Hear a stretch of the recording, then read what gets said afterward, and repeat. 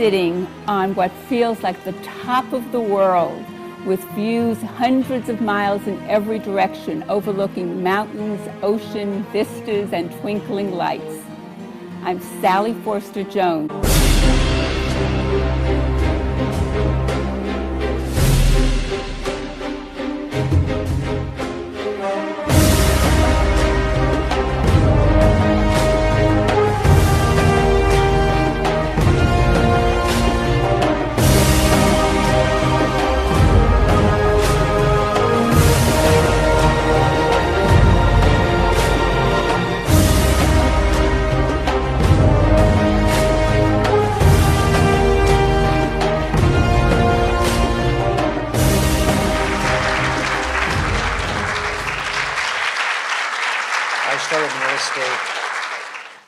In Manhattan Beach, used to manage a company called Shorewood Realtors a long time ago.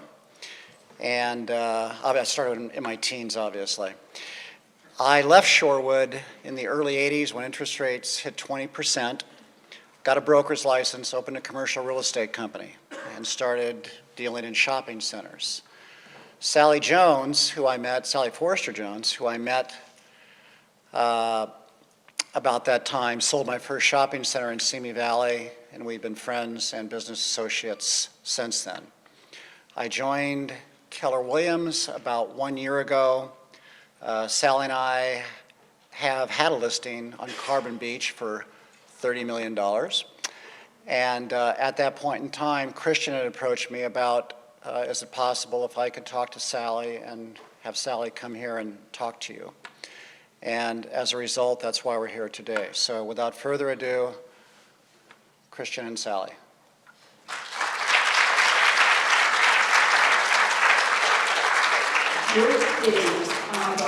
Sally.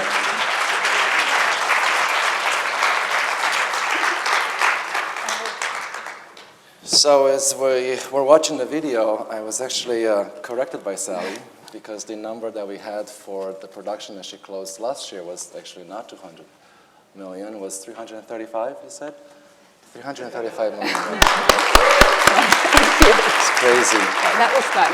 So as Bill was saying, I started a series of interviewing women in real estate. And we started last year with Debbie Sharp from our San Francisco office, and she came in. And then I thought, this is a great way to really learn more about the luxury market and to see how we start into business, and for our agents to realize that you start at a certain point and then you become successful, but it takes a lot of work to be at that point. So just a few words about you before I start. An authority in the U.S. real estate market. Sally has sold more than $1.5 billion in the last decade. Has perhaps the largest price range of closed transactions of all the real estate agents out there. She closed a condo in Canoga Park, was it? Right, for $75,000. And then the Spelling Manor for $150,000. Her team... At the same time. At the same time, the same year. Wow. I wonder what your farming area is. Her team was also #1 in the Western United States and #2 team in the entire United States with Coldwell Banker.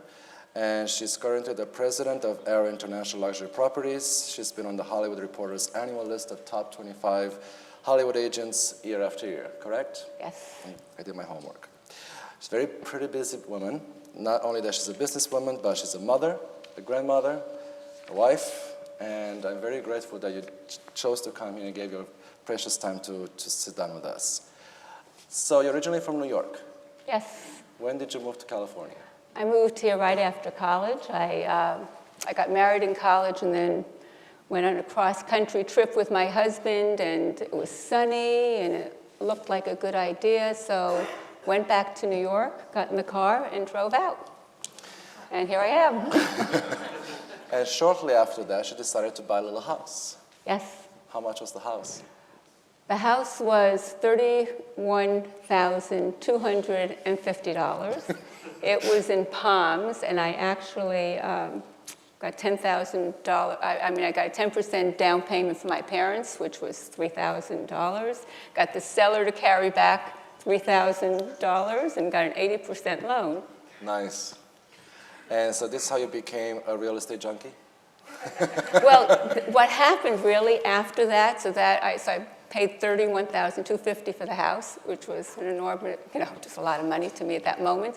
But I did a little bit fix-up, and I sold it 2 years later for $45,000. Nice. And I Nice said, return. oh my God, this is like, wow, this is like the easiest, best, best gig. So that was your it. first investment, That was and then it. you did another one, and then another one, right? Yeah, yeah. So when you first started, how did you start in the real estate business, basically? How did you decide, this is something that I'd like to do? Did you have a team? Did you start by yourself? Well, what I did at that time, so it started really with that house. So here I had $45,000 I sold it for. I made all this profit, and I said, do you know what? I think that I should just buy some more houses. So the market was just starting to go up at that time, and so I wound up buying as many as I could with 10% down, and I had other people, said, this is great idea. And so they said, okay, they were giving me their money, and I got my license, and that's how I started. So that year, I actually bought 10 houses. Wow. So, and that was my start, and I figured I should get my license, so I had an inside track, and that's what I did. So I heard that you're running your business like a true business. Mm-hmm. What does that mean? Well, real estate, I take it seriously. So I have a plan. I'm here, I love it, I'm excited about it, I'm enthusiastic, but I'm still here to make money. And so I look at that and I have a business plan. I said, okay, how much, what are my goals? How much am I going to make? How am I going to get there? What do I need to do to get there? So it is all very, very much of a plan, very calculated, and I am measuring my goals and looking at my profits and loss and looking at everything on a continual, every day, every week basis. And what is at the core of your business? What is it you do every day? The core of my business, what I do is, I have a team, so I've built up to that. But so I look at what is it that I do that no one else can do. What do I do that I do best and what no one else can do? So for me, that is, it's really, and it's the same thing really for anyone in real estate. The first thing you have to do is you have to have business. You have to have buyers, sellers, you have to have business. So every single day I prospect. My job is to bring in the business and negotiate, close the transaction, and make it all happen. So that's what I do. I bring in the business and I prospect every single day. So someone that's closing $335 million in transactions, you still prospect every day?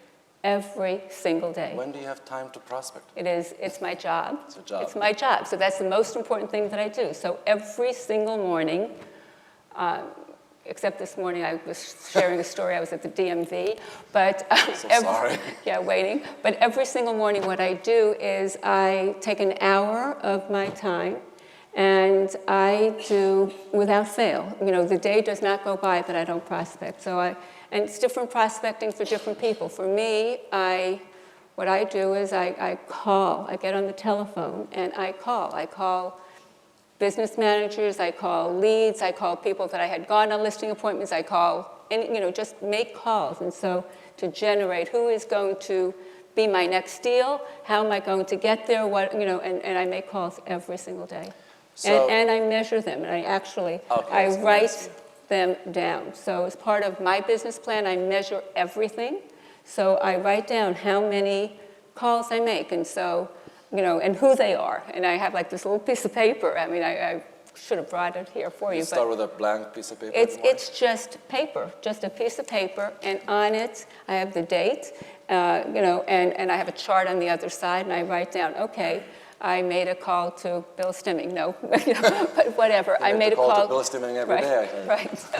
But I just make a call, like, who did I call? And then I have, are they a referral source? Are they a buyer or are they a seller? So, and they're charted, and then I tabulate that. So I can tell every day exactly how many calls I've made, how many contacts. It doesn't have to be a call. I could, go and have lunch with someone, Right. or that's still a business prospecting call. But exactly how many I have done, and I tabulate that on a weekly basis. I measure everything. I measure calls, I measure escrows, I measure, listings, listing appointments. Every single thing is measured on that. And then I have, for me, what I have is, this is a recommendation, I'm just going off the topic a little bit. Absolutely, go ahead. Is that I have, is to hold yourself accountable. So I have someone that I report into.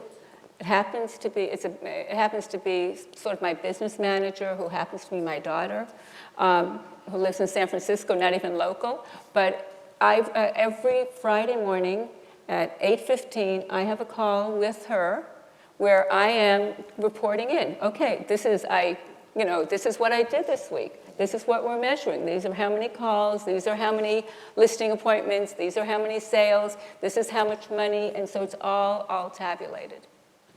As you prospect, do you keep your notes in your database, or you take time out, and how does that process work? I have a contact management program.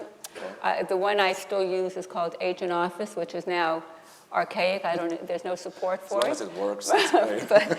but it's the same How as... big is your database? Yeah, it's the same as Top Producer or any of those.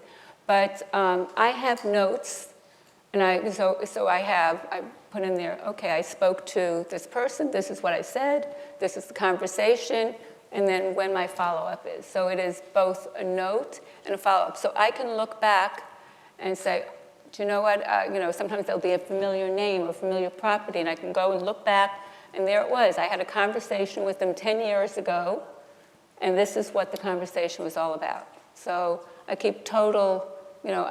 that's one of the things, is I am really organized. I've made myself very organized, and so I have total records of everything.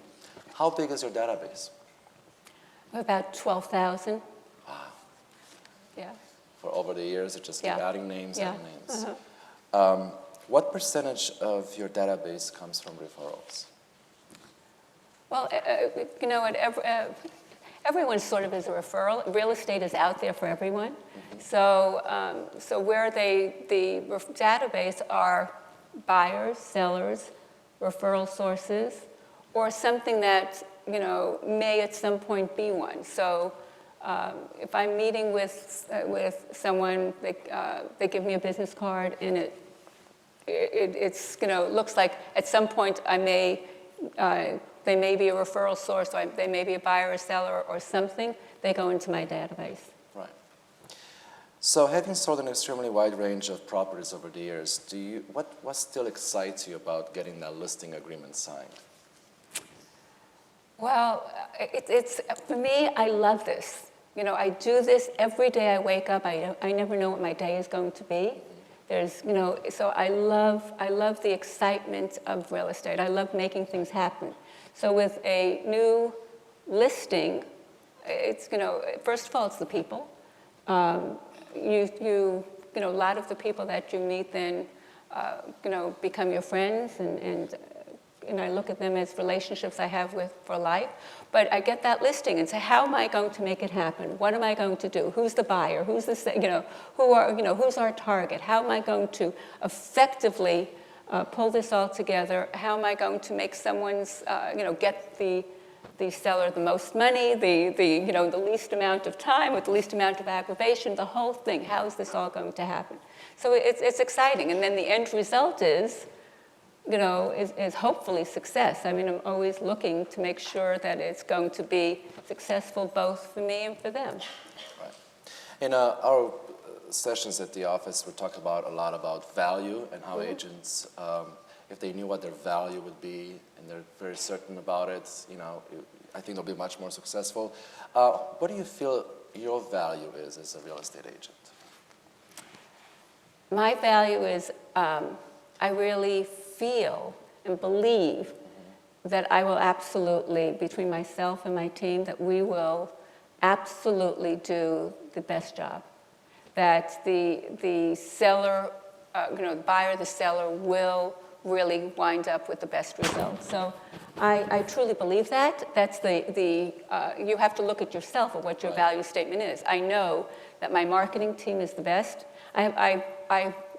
What I've done is I've built up a great team. Okay. Every one of my team is amazing. How big is your team? I have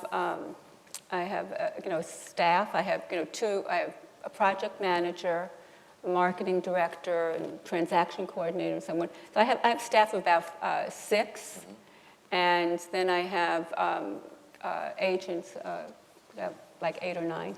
And I've heard they've all been with you for quite some time. Yeah. How do you keep them inspired and motivated? I can't be prouder of my team. My team is amazing. So we have a great culture, and if they're not excellent, it doesn't work. If they're not excellent, it doesn't work. So how do you set those standards? So I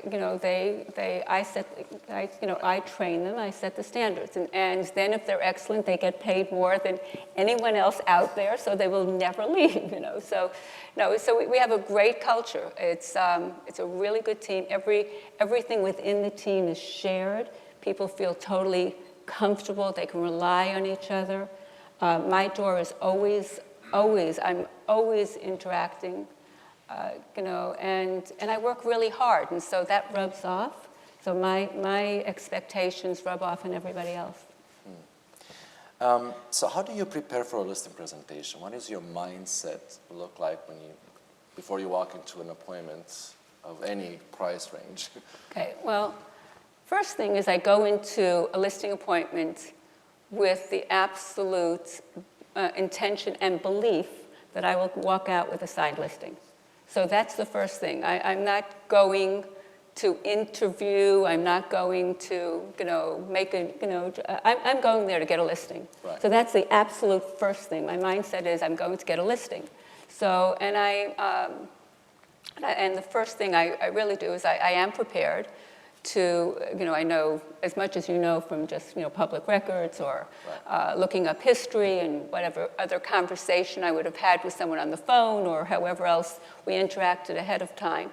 But I go in there with whatever limited knowledge I have, and then I listen to what the needs are of the seller. So why are they selling? What is this all about? Getting some sort of relationship with them and a rapport with them. So a lot of it is listening, because then you can really tailor your whole listing appointment to what they want. What are their needs? Not everything, it's not the same listing presentation every single time. It's really what's the... So you consult with them. You're not selling yourself. First thing, I'm listening to them. What are their expectations? What do they want? What are their goals? And how am I then going to meet those goals? So during this listing presentation, what's more important to you or to them, or you've noticed? Is it the marketing or the pricing? The conversation. Okay, so you're going to my whole listing here. What it is it's really both. It's always both. So I go, and so we do a tremendous amount of marketing. And I've spent, I have 2 people on the team who really just work on the marketing, and who the, again, looking at who our target is, who's the buyer, how are we going to reach them, whether it's local, national, international, all of that. How do you create the sense of urgency? What's unique about their property? How do you make that really special? And so just going through really what I'm going to do on the marketing for the property, but all of that marketing is really the tool to get the property sold. You still have to have it priced effectively, because if it's not priced effectively, it's not going to sell. It's not going to sell. No matter how much marketing. So you need both. You need the effective pricing, and you need the marketing. The marketing is really, and the marketing is critical, because it does make the property, that much more enticing, but then you still have to have the pricing. Over the years, the ways of marketing listings has changed. Now with the social media, what was your primary I'm assuming it was print advertising in the beginning, and now it's shifted into more of a social media, electronic. What's your primary source of marketing, I guess, that you market your properties on? Well, It's a website. right, it used to be print. Print is, I mean, the LA Times, you know how, what it looks like now. So we don't have, we don't do that much print. What I do is the primary sources, starting for me, is really with great photography. So the photography and a website are the start. And so with that, I just get it out to everywhere. I have, a database of 12,000. I have it all segregated. Who is the buyer here, and how do you market? So I do a lot of international marketing. I have set up relationships internationally with, just direct relationships. So it's not just like an ad. So it's really much more so through email, through e-blasts, through e-brochures, through a lot of the internet. A lot of the marketing is really just hands-on. I get on the telephone and I call. The most effective marketing is really talking to other brokers, talking to prospects. But I literally get on the telephone and pitch my properties. So that's that, and then there's the social media, it's all of those things, but it's much more online as opposed to print. It sounds to me that there's a lot of relationship-based marketing, if you may, because you're on the phone all the time. You always look to see who's in the needs, who are the buyers that are needing what. So is this what makes you different than any other luxury agent, or are there any other things that set you apart as a luxury agent? The things that make me different are really the fact that I really do all these things. I really, I really get... That's just say it. Right. Right. I mean, I just do. I walk out... Bill told me that you do. But I walk out of an appointment, sign that listing. I'm not going to be happy and they're not going to be happy unless I'm only a hero if I succeed, if I get the property sold. So it really is. I'm not going to get paid. I'm not going to like that. Right. They're not going to like it if I don't get their property sold. So the plan is really, what am I going to do to sell it? And so it's getting on the phone. It's really just, and if one thing, we're going again to measuring.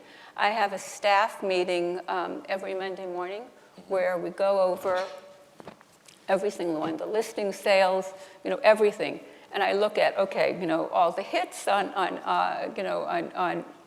all of the websites. I look at everything, and we see, okay, it's not working. What do we do? What do we need to do to really change it up to make it work? And in the end, it's really just working it. You just have to, put that effort and really work the listing. It seems that the luxury market can be difficult to break into as a newer agent. What would be your advice on that? Okay, in breaking into that, it's then who do you surround yourself with? So, I know you know that it's, there's more dollars in a bigger price listing. You get a bigger paycheck, right. And so it's really. And for not that much more work, in reality, it's just more money.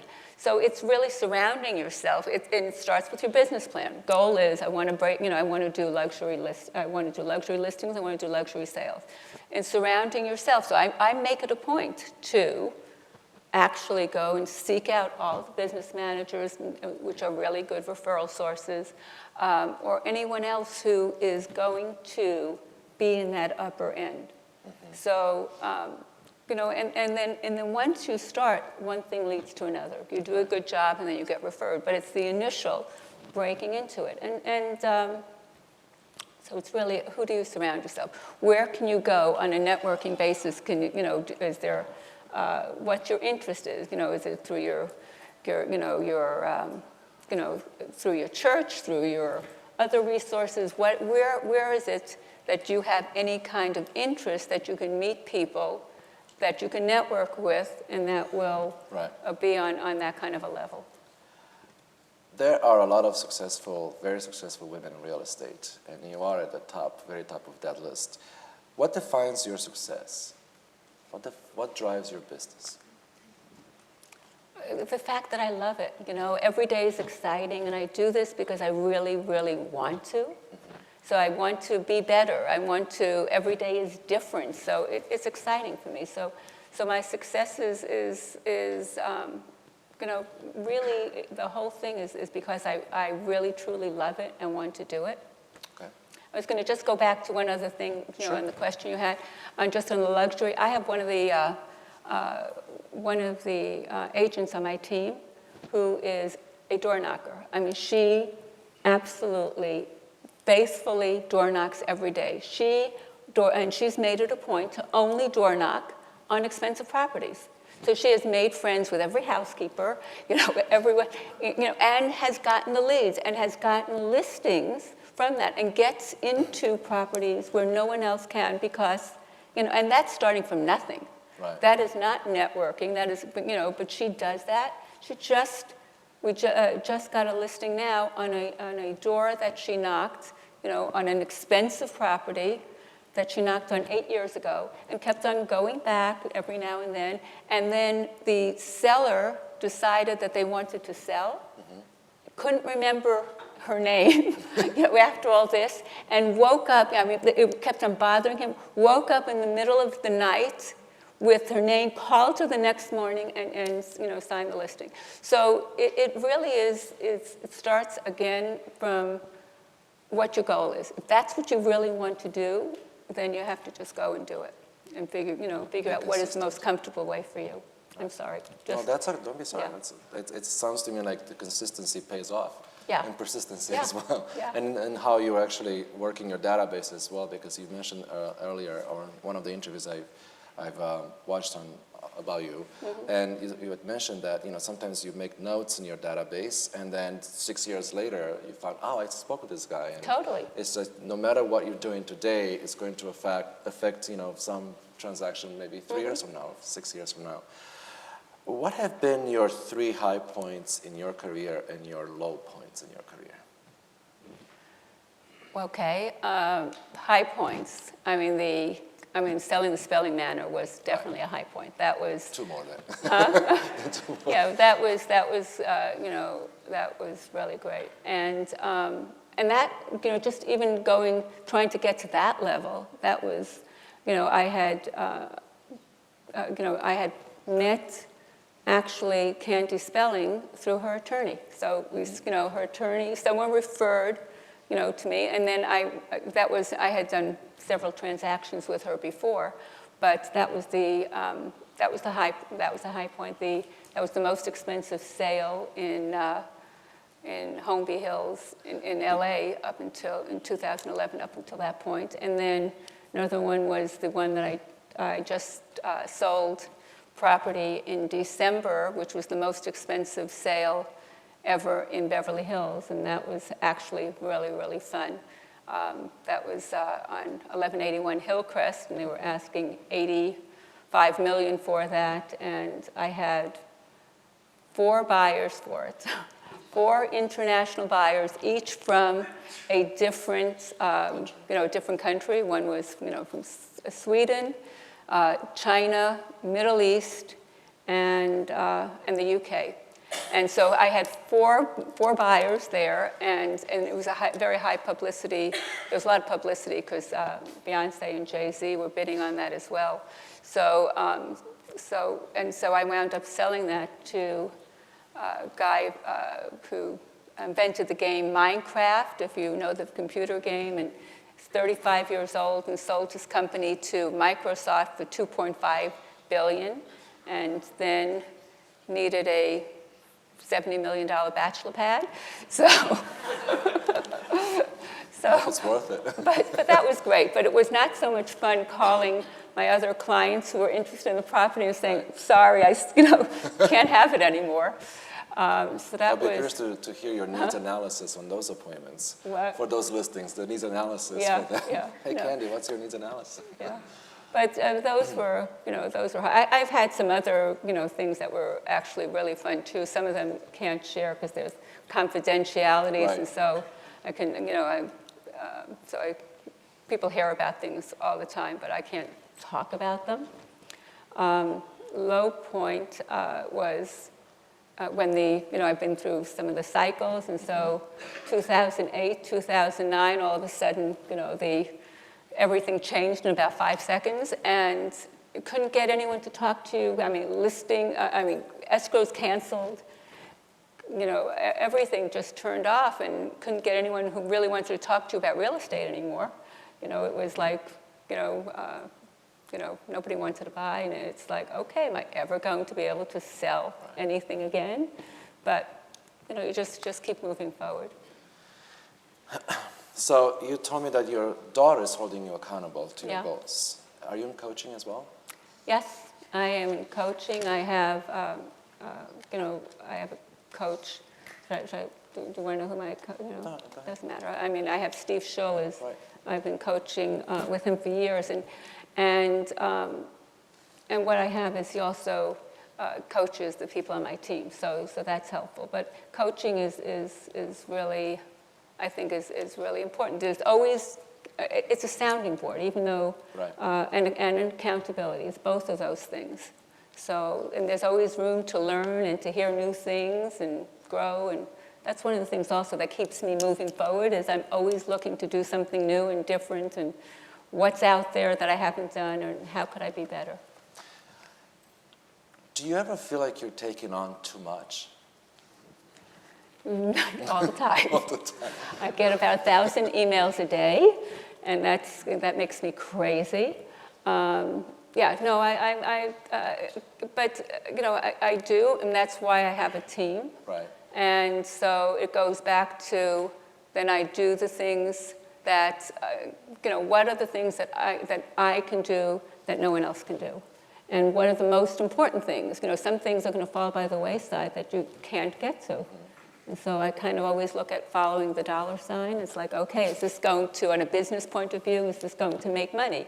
Or am I just doing this to, like busy work? Or is it, so yeah. So that's how you prioritize. Dollar sign, priority, dollar sign. Yeah, it starts with that, right? Like, it's like, okay, follow the money, But it's like, where is this going to lead to? Because you can fill up your day with, so many little things that don't ever accomplish anything. Right. What is your end game? Is the word retirement in your vocabulary? No. I don't have an end game. Don't know how to spell that one. No, there's no. I mean, I'm right now. I'm growing my company. I'm growing my business. I keep on doing more. I'm looking at, every year I have new and higher goals. I mean, last year I sold $335 million. This year I'm going. The plan is higher. So I'm always, so I'm still growing. I'm still growing. I'm still, all of this is very, very exciting to me. So how do you balance your life now as I say, as a mother, as a wife, as a grandmother? What kind of priorities in work or life are worth going out of balance for? Well, it's, for me, I have a really very active and busy life. I mean, I have a husband. I have 6 kids. I have, we have his house, his, hers, and ours, but lots of kids. And I have 10 grandkids, and my stepdaughter is having a baby next month, so I guess it'll be 11. So there's a lot of, there's a lot of things. And I have a very busy social life, and I get up every morning and I work out 5 days a week. So there's all of those things, and so the most important thing is for me, and everyone has to look at what's important to them. For me, it's still my family and my family, my personal happiness. So I do manage, though, to do all of those things. I go on vacation. I do all that, but it's, I don't sleep. I've given that up. Sleep is not good for us. Yeah. It's overrated. Not that important, right? So what are the 7 buckets of your life? I'm sure you read The One Thing, the book, The One Thing? I haven't, but okay. In the book, they're talking about the 7 buckets in Okay. life, the spiritual, physical. Do you have those set for you, or just this business your primary bucket and family, or? Well, I mean, family is very important. You know, my family and you know, so I have family, I have, you know, health. You know, you've got to be healthy, you've got to be able to function, so that's why I work out, do all that. You know, just, you know, work is important. And feeling good about myself is important, and new adventures and new excitement and new things every day are important. How many is that? Did I hit enough? Speaking of new adventures and excitement stuff, we heard that you recently went on a Navy SEALs boot camp. Yeah. How was that? That was... And there's this. Yeah, that is me. That's actually Sally. How did you get that picture? Okay, so what I did was, it's funny.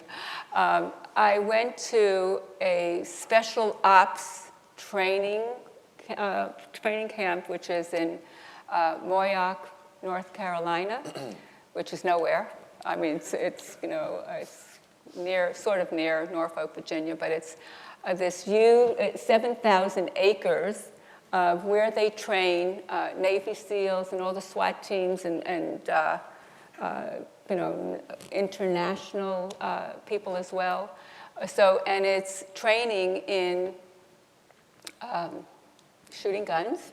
So I shot Glocks and AK-47s and M4s and all that. I had never shot a gun before. I once went to and did skeet, you know, the skeet shooting, the clay pigeon things, and I got 0.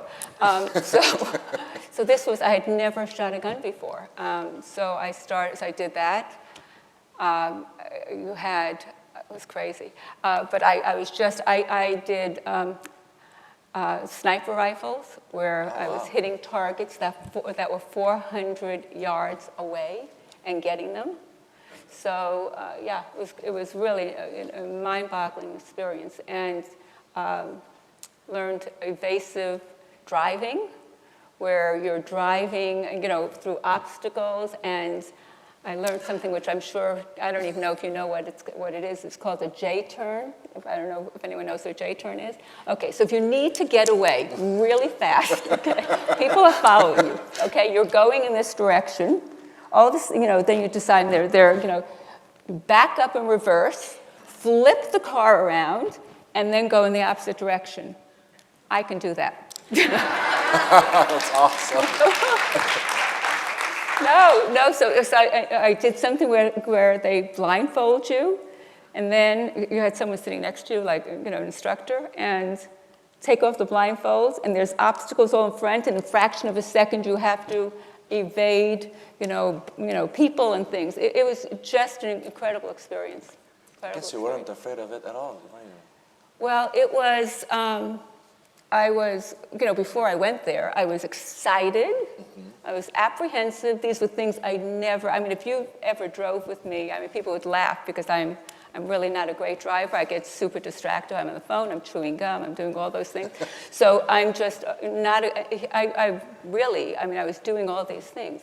So I was in helicopters without doors. Okay, anyway. But you know, I did this because it was different. It was exciting. It was something that was totally different. There was, you know, going out of my comfort zone. There's nothing that going into this that was comfortable. It was so real. These were real guns with real bullets, and it was, you know, so it was, So it was just, it's very empowering. It was very empowering for me. I wonder what negotiating skills you have sharpened during this boot camp. Yeah, I mean, it's like, there's like a million things, you know. I'll go and I'll do anything to get the listing, you know, or to get the sale, or give it to me, or give it to me, or else, you know. Right. Wow. Yeah, but it was the thing that where I'm going to just share where what it did is, as far as real estate or anything, is going out on somewhere where it's beyond your comfort.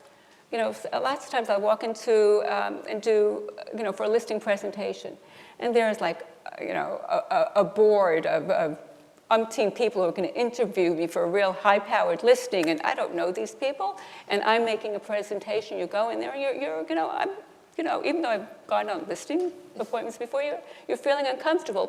So it's like going out on that limb, and then knowing that you walk out and you can do it. Right. That feeling of empowerment and accomplishment. I can do it. I can go and I can shoot those guns. I actually got an award. I was this is a small group and this is a unique place. I got an award for starting from zero, and not knowing anything to really doing a great job. And so they gave me a gold gun with little fake diamonds, whatever, belt buckle, as like a prize. That was my graduation. So, but it's that the thing of like stepping out and going beyond your comfort zone, and then knowing in the end, you know what, you have so much power, and that's in real estate, and that's in all these things. It's like, you know what, looking at that and saying you as a person are able to accomplish whatever you want to accomplish. What does living a life of no regret mean to you? Well, just getting up every morning and being able to look in the mirror and feeling like, okay, that you like yourself. That's one thing. So, for me, I do that. My reputation and what I do is really important. I am never ever going to cross that line, for myself. So that's. I'm not going to cheat. I'm not going to do. And you can't say that about everyone in this business, because we're all encountering things and situations that we can't believe that people will do or other brokers will do. So that's just looking at yourself in the mirror and feeling good about it, and then also doing some of the things and feeling that you accomplished some of this stuff that I did here. Because I had my husband also, like, why do you want to go? Like, what do you, But it's just saying, you know what? I lived in, my life, and I pushed the envelope a little bit. Pushed the limits.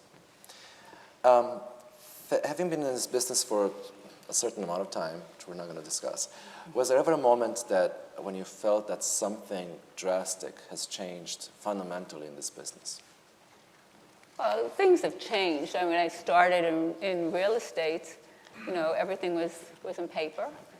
You had, it's like, and for each thing, there's like, you look back and you can't believe how things have changed. So things have changed from the marketing, from the technology, which we talked about, to, no print, to social media. So there's technology is clearly, a big change. So things have changed, but fundamentally, it's still the same business. You're still selling real estate. You're still making things happen. It's still the same thing. It's just how you accomplish it has changed somewhat. At what time in your life have you experienced success by narrowing your concentration to one thing? You mentioned prospecting, for instance. Mm-hmm. Or the opposite way, when you experience something where you didn't narrow and it affected your business in a negative way.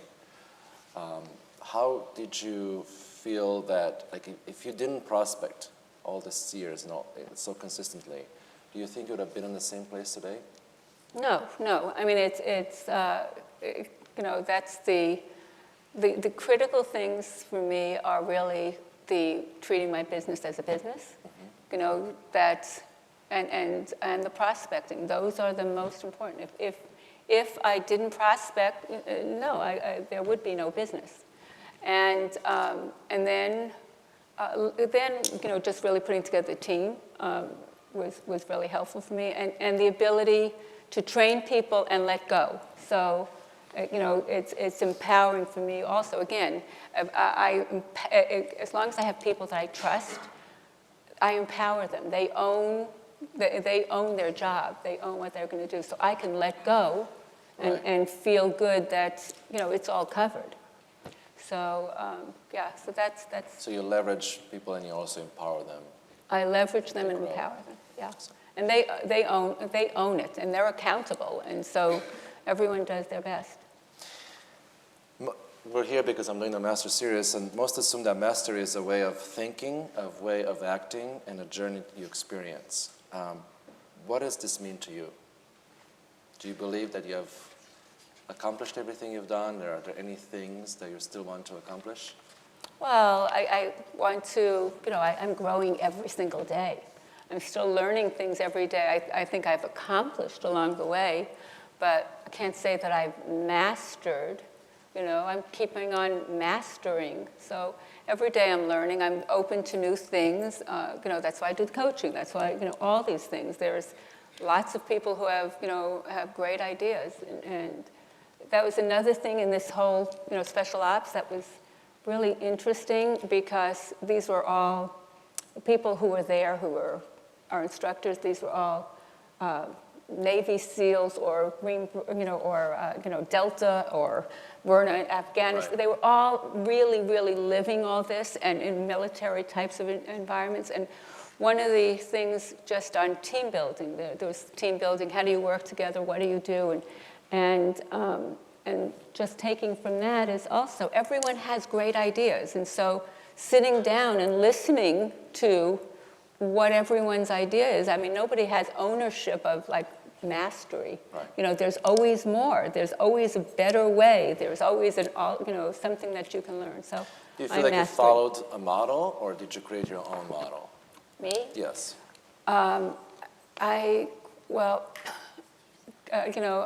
It's both. I mean, the model is, having a team is not unique. My team is unique. Right. My team is I think it's, the best.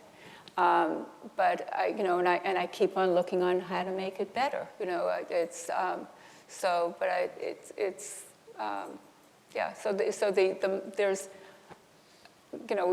I start with being super organized. How do I get more organized? How do I get better people? What do I do? How do I grow?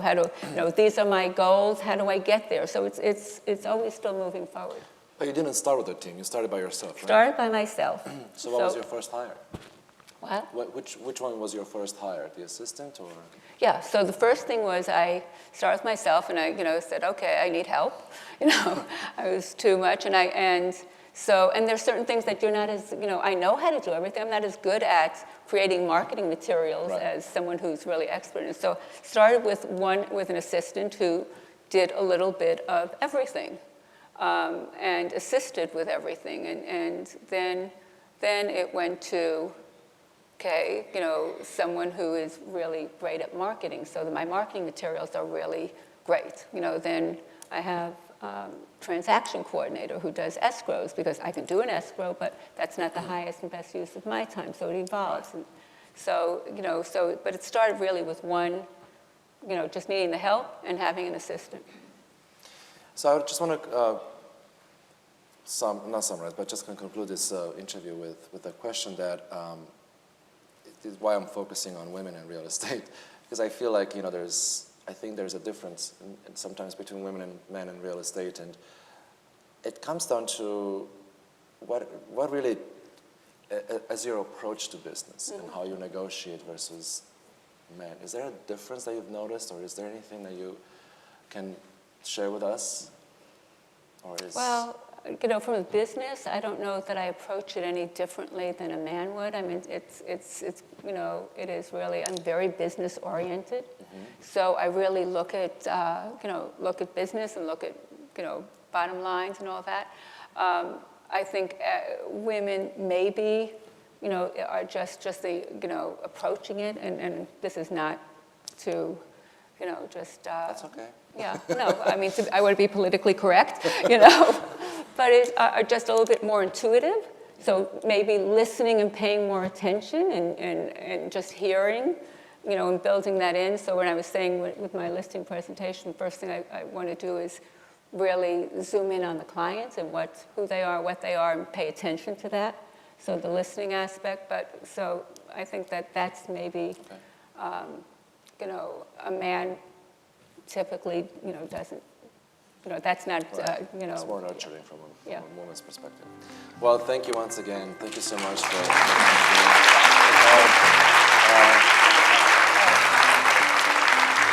This is so nice. So flowers So for you to nice. offer. Oh, thank you. Oh, these are beautiful. Thank you. Thank you.